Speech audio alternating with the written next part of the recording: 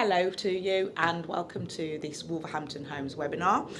My name's Jenny Billingsley and I'm the Communications and Engagement Manager here. Wanted to have a sit down and a chat today, and I'm joined by the lovely Lucy, who works in our ASB team, and also Sergeant Chris. I think I need to be on my best behaviour. How are you both? Yeah, very well, thank you. Good. Good. So today, what are we here to talk about? So we wanted to share with you, our customers, more information, tell you more about antisocial behaviour, which we will probably refer to throughout this meeting, this conversation, as ASB. So first of all, thank you for joining me. Chris, can you share with me, from a police officer point of view, but also from our customer's perspective, what is ASB? Yeah, of course I can. So ASB is conduct that has caused or is likely to cause harassment, alarm or distress to any person. The actions can make people feel unsafe in their homes or in the community.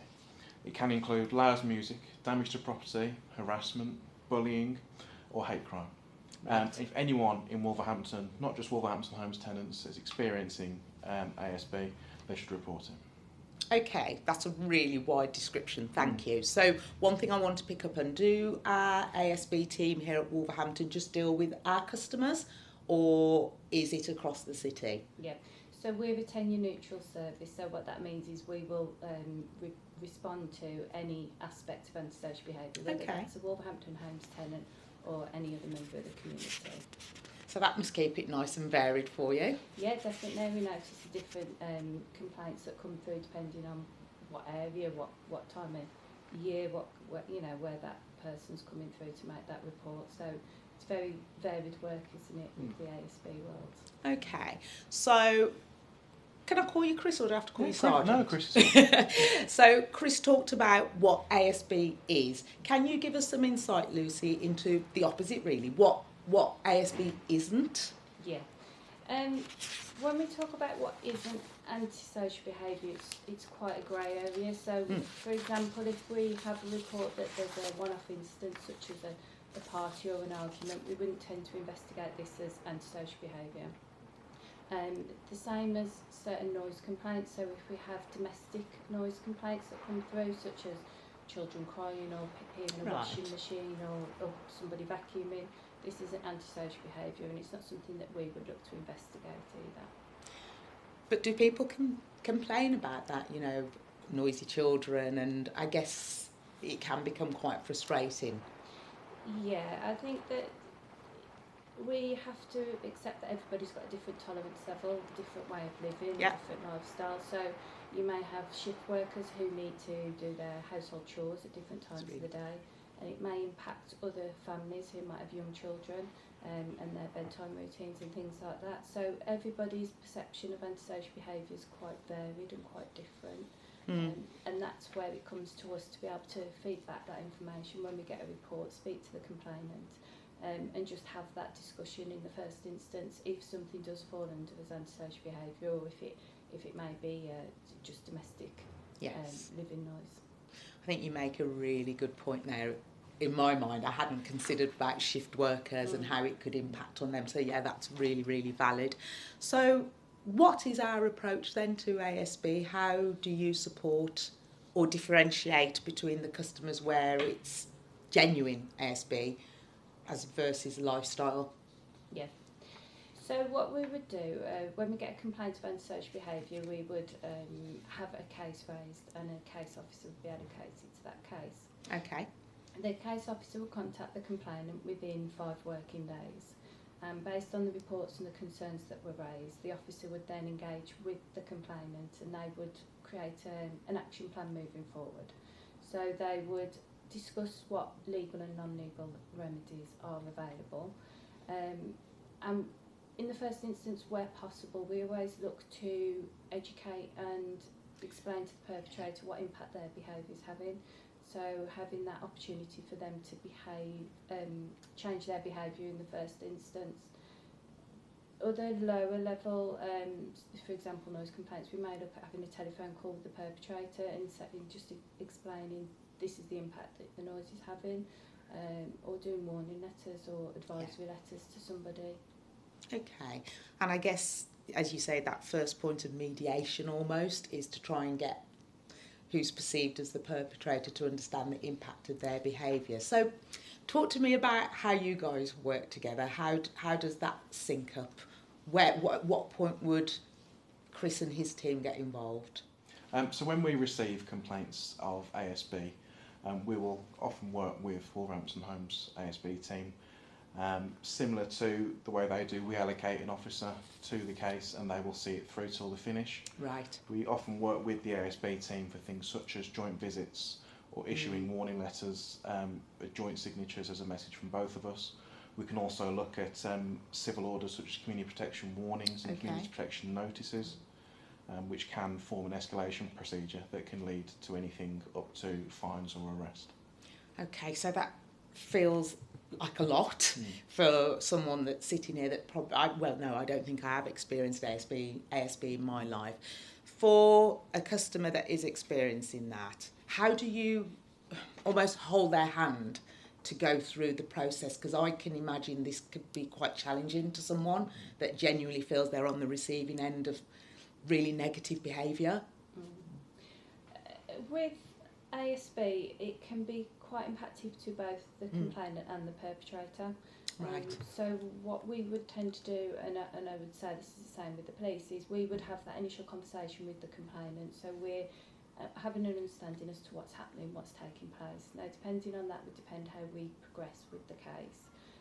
But we would always give our contact details to that person, that complainant. So if there's anything they're unsure of, if this sounds quite overwhelming with regards to how our response may be, they've got our contact where they can always get in touch with us. That's good. So we would have an initial discussion around our plan. But we know with antisocial behaviour it can escalate in certain circumstances quite quickly, but it can also de-escalate as well. So that all depends on what our approach is when it comes to our response. Now, we work really closely with the Chris and his team, so we are in regular contact, I would say at least weekly, sometimes daily contact with regards to a number of our cases, and also how we can work together to try and resolve what's taking place. And it's really proactive joint working, isn't it? And our view is always to look at where we can put intervention, prevention and education. But obviously there's times when it has to pass that threshold, and there's whether it be legal or civil enforcement. Okay. And how long have you been working in ASB, Lucy? Just under 10 years I've been on the team, yeah. That's quite a long time.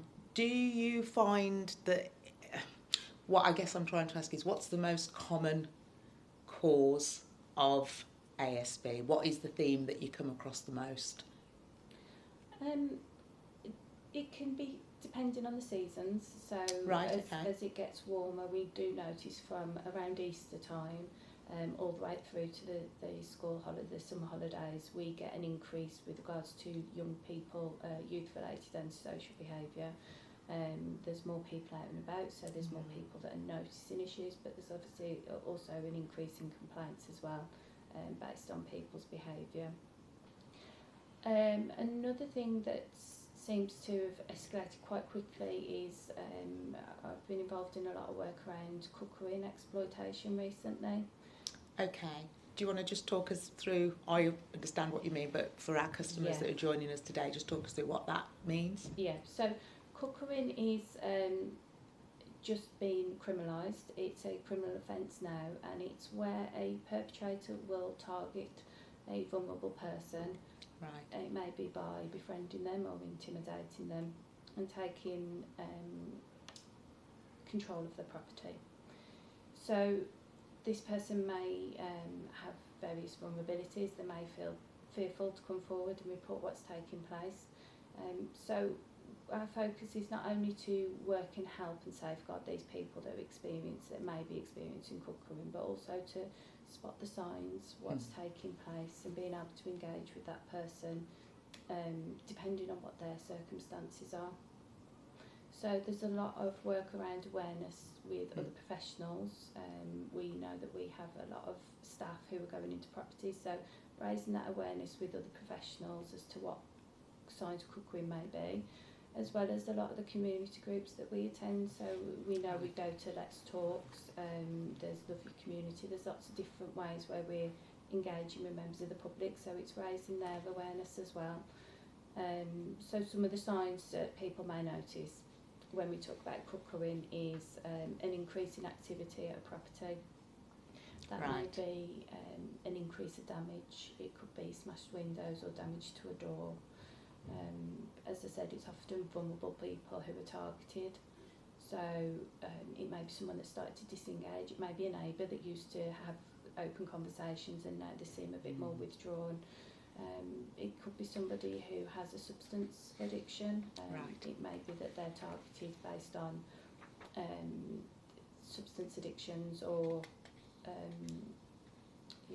There's quite a varied scope there, isn't there?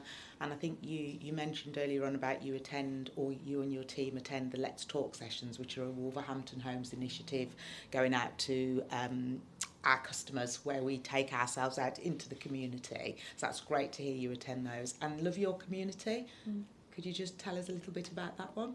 Yeah, so Love Your Community is something that's led by the council, the Community Partnership Safety Team, and that's another way of being available, being out there, being able to engage with the residents with regards to what's taking place across the city, and also linking in with residents as well and seeing what their concerns are, to be able to adapt our work. We know that we have different theme weeks, there's different patrol strategies and things like that, so we're just trying to reach out to the community to also engage with them and see what their priorities are as well. I mean, it is so important, isn't it? And it sounds as if between you and all the different teams that you work within and with, that there's so many opportunities for people to contact you and for you to support them. So would you want to add anything to that, Chris? Just going back to the exploitation that Lucy was just talking about, she mentioned it's criminalised now. At Westminster Police we have a dedicated exploitation team who manage cases of cuckooing or exploitation.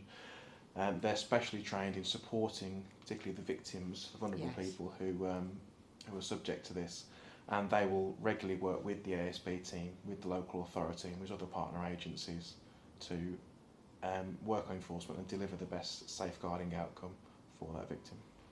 And how long have you been a bobby for? I'm nosy. So I've been for around 11 years. Wow. So I joined West Midlands Police 2 years ago on transfer. Okay. You're both super experienced in dealing with the public, which I think has got to be one of the... It can be challenging, can't it? Because you must meet so many different people. And I think the area that your expertise is in as well must be fairly challenging. Would that be fair to say? But equally some reward from it as well when you see the good come from it. There's definitely challenges that we face, and it's being able to provide residents, members of the community, that safe environment, that safe place for them to live and socialise as well. So there's definitely a lot of rewarding work as well when we manage to get successful outcomes with our work. Good. Okay. So something that I know was worked on, I think it was last year, was the Good Neighbour Charter.